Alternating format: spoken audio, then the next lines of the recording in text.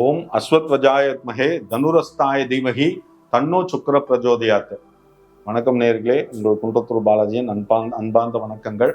இந்த பதிவில் நம்ம பார்க்கக்கூடிய விஷயம் என்ன அப்படின்னா, சுக்கரனோட அனுகூலம் ஒருத்தரோட ஜாதகத்தில் இருந்தது அப்படின்னா அவங்களோட என்ன சொல்லுவாங்க, வாழ்க்கையோட ஸ்டைலுங்கிறது எப்படி இருக்குங்கிறத பார்க்க போகிறோம்.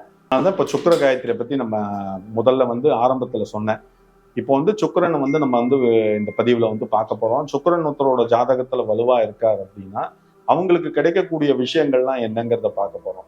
அதாவது ஜாதகத்துல சுக்கிரனை நம்ம கலத்திரக்காரகன், யோகக்காரகன், திருமணக்காரகன் சொல்றோம். ஏன் அப்படி சொல்றோம் அப்படின்னா, திருமணத்துக்கு அப்புறம் கணவன் மனைவி அவங்களோட இல்லற உறவு, அவங்களுக்கு கிடைக்கக்கூடிய சந்தோஷங்கள், வசதி வாய்ப்புகள் இதெல்லாம் தரக்கூடியவர் யாருன்னு பார்த்தோம்னா சுக்கிரன் தான். ஏன் ஜாதகத்துல குருவையும் சுக்கிரனும் நம்ம இவ்வளவு இம்பார்ட்டன்ஸ் கொடுக்குறோம் அப்படின்னா, குருவை மங்களக்காரகன், குடும்பக்காரகன் சொல்றோம். சுக்கிரனை பொறுத்த வரைக்கும் கலத்திரத்துக்கு அதிபதி, திருமணஸ்தானத்துக்கு அதிபதி, அது தவிர யோகத்துக்கு அதிபதி யாருன்னு பார்த்தோம்னா சுக்கிரன் தான். அதனாலதான் சுக்கிரன் ஒருத்தரோட ஜாதகத்துல வலுவா இருந்தா அவங்கள பொறுத்த வரைக்கும் நம்ம கண்ண மூடின்னு சொல்லலாம், அவங்களுக்கு எல்லாமே கிடைக்கும். நல்ல ஒரு சொபஸ்டிகேட்டட் லைஃப், நல்ல வீடு வாசலோட, காரு பங்களாவோட சௌக்கியமா இருப்பாங்க.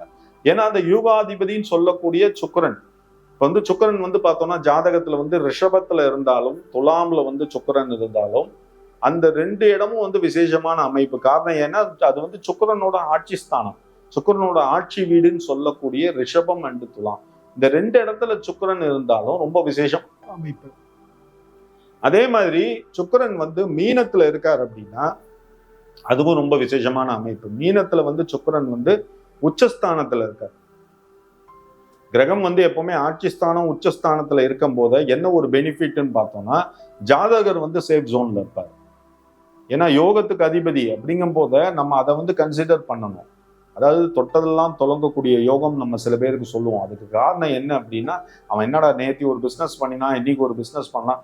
உதாரணத்துக்கு நீங்க பாத்தீங்க அப்படின்னா, இந்த சரவணா ஸ்டோர்ஸ் நம்ம எடுத்துக்கலாம். இப்போ சரவணா ஸ்டோர்ஸ் அவரோட அதிபர் பாத்தீங்கன்னா, அவர் எங்கெங்கெல்லாம் சரவணா ஸ்டோர்ஸ் பிரான்ச் ஆரம்பிக்கிறாங்களோ அந்தந்த இடத்துல நீங்க பாருங்க, கூட்டம் வந்துன்னு தான் இருக்கு. அப்போ அவரோட ஜாதகத்தை நம்ம பார்க்காமையே கண்ண மூடின்னு சொல்லலாம். கிரகங்கள் ரொம்ப ஸ்ட்ராங்கா இருக்குன்னு தான் அர்த்தம். ஏன்னா எல்லாருக்கும் அந்த அமைப்பு கிடைக்குமா சொல்லுங்க? எவ்வளவு பேர் பண்ணுவான், ஒரே ஒரு பிசினஸ் தான் பண்ணுவான், அந்த பிசினஸே படுத்து தூங்குற நிலைமையில இருக்கும் அவனுக்கு. அவன் போய் என்னடா யாரை போய் பார்த்து என்னடா பண்ணது, என்ன பரிகாரம் பண்ணணும்னு நினைப்பான். இப்ப சரவணா ஸ்டோர்லாம் பாத்தீங்கன்னா, சரவணா ஸ்டோர், போத்தீஸ்லாம் பாத்தீங்கன்னா மாசம் இல்ல ஒரு 6 மாசத்துக்கு ஒரு தடவை ஏதாவது ஒரு இடத்துல பிரான்ச்சஸ் ஆரம்பிக்கிறாங்க. அப்படிங்கும் போது அவங்களை பொறுத்த வரைக்கும் ஏன் அந்த யோகம் அவங்களுக்கு கிடைக்கிறது? ஜாதகத்துல கிரகங்களோட அமைப்பு, அதுதான் மெயினான விஷயம்.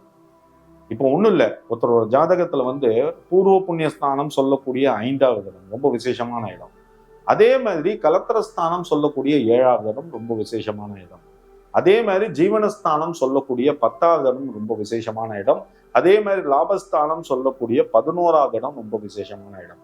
ஒருத்தரோட ஜாதகத்துல அமைப்பை நல்லா கேட்டுங்கோ. இந்த 11வது இடம் சொல்லக்கூடிய அந்த லாபஸ்தானம் ஒருத்தருக்கு ரிஷபமா இருந்தாலும் சரி, துலாமா இருந்தாலும் சரி, கண்ண மூடின்னு நான் சொல்றேன் 100%. என்னன்னா அவங்கள பொறுத்த வரைக்கும் ஒரு பெரிய யோகம்ங்கிறது அவங்க லைஃப்ல என்னைக்குமே இருக்கும். கஷ்டம் ஜீவனம்ங்கிறது லைஃப்ல கிடையாது. அவங்கள பொறுத்த வரைக்கும் காரு, பங்களா, வில்லா வச்சு சௌக்கியமா இருப்பான். 2 வீடு வாடகை கூட்டிருப்பான். அப்படின்னா பிசினஸ் பாத்தீங்கன்னா 3-4 பிசினஸ் போயிட்டு இருக்கும். அதுக்கு காரணம் என்ன அப்படின்னா, லாபஸ்தானாதிபதினு சொல்லக்கூடிய அந்த சுக்கிரன் அவனோட ஜாதகத்துல அமைப்பு வலுவா இருக்கிறது. அதே மாதிரி திருமணஸ்தானத்துல சுக்கிரன் மாத்திரம் தனியா இருந்தா பிரச்சனை. 7வது இடம் சொல்லக்கூடிய அந்த திருமணஸ்தானத்துல சுக்கிரன் இருந்தா அப்படின்னா என்னைக்குமே, அதாவது அந்த என்ன சொல்லுவாங்க, அந்த காரணகர்த்தான்னு சொல்லக்கூடிய அந்த கிரகம் அந்த இடத்துல இருந்தா பிரச்சனை தான்.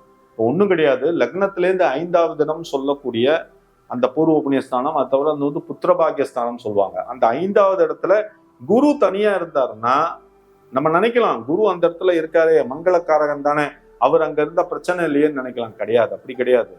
குரு அந்த இடத்துல இருந்தா பிரச்சனை. காரணம் ஏன்னா குடும்பத்துக்கு அதிபதி யாருன்னா குரு.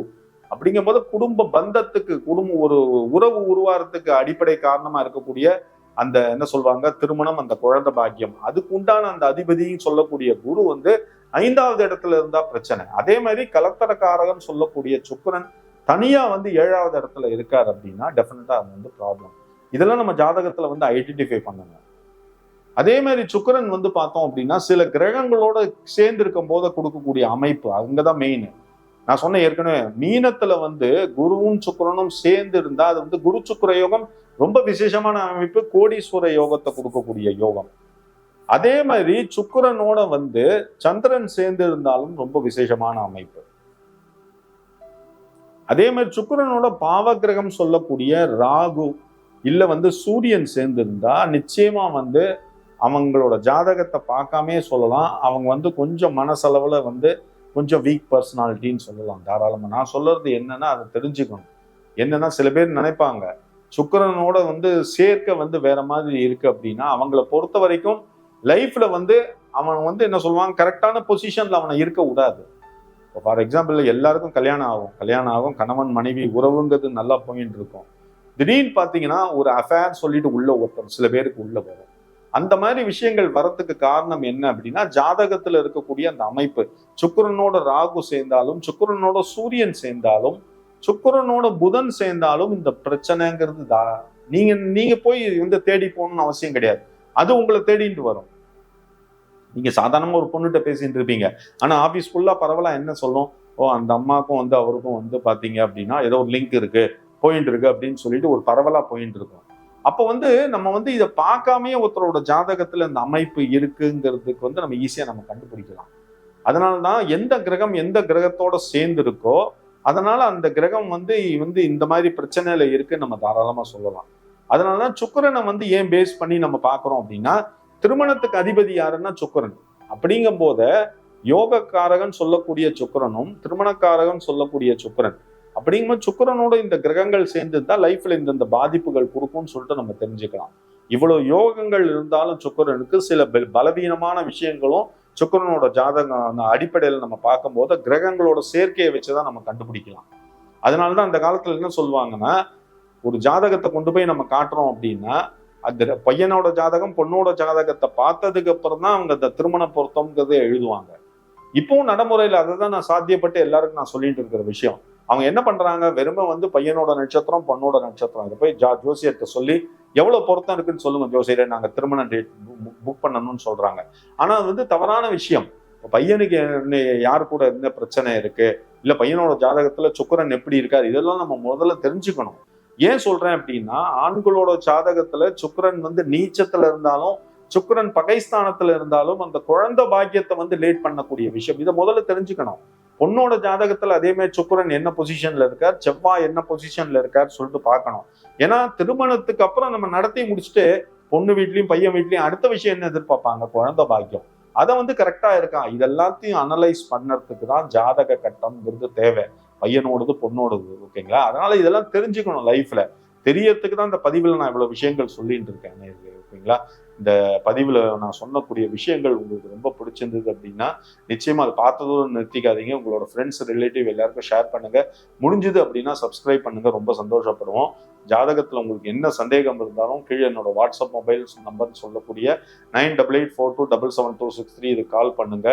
உங்களுக்கு என்ன ஜாதகத்துல என்ன டவுட் இருந்தாலும் நீங்க தாராளமா என்னை கான்டாக்ட் பண்ணி பேசலாம். ஓகேங்களா? இந்த பதிவு உங்களுக்கு ரொம்ப பிடிச்சிருக்கும் நேயர்களே. நன்றி, வணக்கங்கள்.